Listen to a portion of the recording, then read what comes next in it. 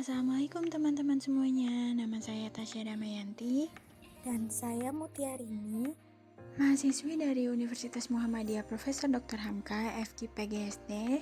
Kami akan melakukan percobaan sederhana mengenai suhu dan perpindahan kalor. Materi pertama yaitu suhu akan disampaikan oleh saya Tasya Damayanti. Belum kita bahas, di sini teman-teman udah pada tahu pengertian suhu belum? Pengertian suhu adalah suhu menunjukkan derajat panas benda. Mudahnya, semakin tinggi suhu suatu benda, semakin panas benda tersebut. Secara mikroskopis, suhu menunjukkan energi yang dimiliki oleh suatu benda. Setiap atom dalam suatu benda masing-masing bergerak, baik itu dalam bentuk perpindahan maupun gerakan di tempat getaran. Agar lebih paham, kita melakukan percobaan sederhana tentang suhu yuk teman-teman. Tujuan percobaan ini merupakan salah satu cara untuk menjelaskan bahwa molekul bergerak lebih cepat ketika suhu panas dan lebih lambat ketika suhu dingin. Dengan percobaan ini, kita melihat secara visual hal itu terjadi. Percobaan sederhana ini adalah cara yang bagus untuk menunjukkan bagaimana suhu mengubah cara molekul berperilaku. Yang diperlukan adalah 3 botol berisi A. Air panas, B. Air dalam suhu ruangan, yang C. Air dingin, dan pewarna.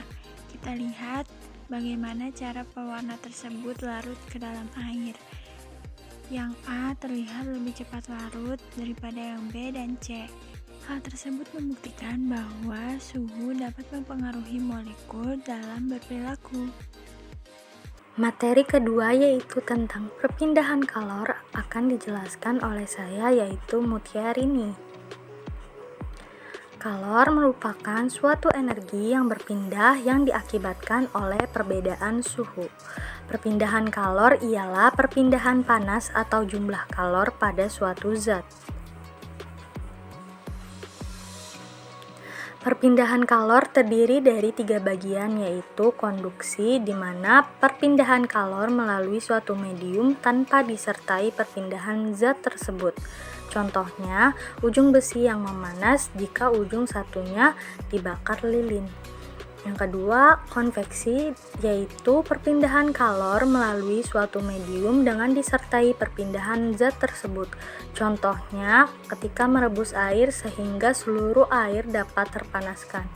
Yang ketiga, ada radiasi, yaitu perpindahan kalor tanpa melalui zat perantara. Contohnya, sinar matahari yang sampai ke bumi. Di kiri bawah adalah contoh dari konduksi, konveksi, dan radiasi. Percobaan sederhana tentang perpindahan kalor. Tujuan praktikum yaitu melalui praktikum ini kita dapat mengetahui perubahan yang terjadi pada masing-masing gelas. Alat dan bahan yang diperlukan yaitu lilin, korek api, gelas plastik yang satu diisi dengan air dan yang satunya tidak. Pertama-tama nyalakan lilin dengan korek api. Setelah itu kita akan membakar gelas plastik yang tanpa diisi dengan air, dimana kita dapat lihat bagian bawahnya sudah terbakar dalam waktu beberapa detik saja. Yang kedua, gelas plastik yang diisi dengan air, dimana kita diamkan selama 15 detik, tidak terjadi perubahan. Tidak seperti gelas yang tidak diisi dengan air.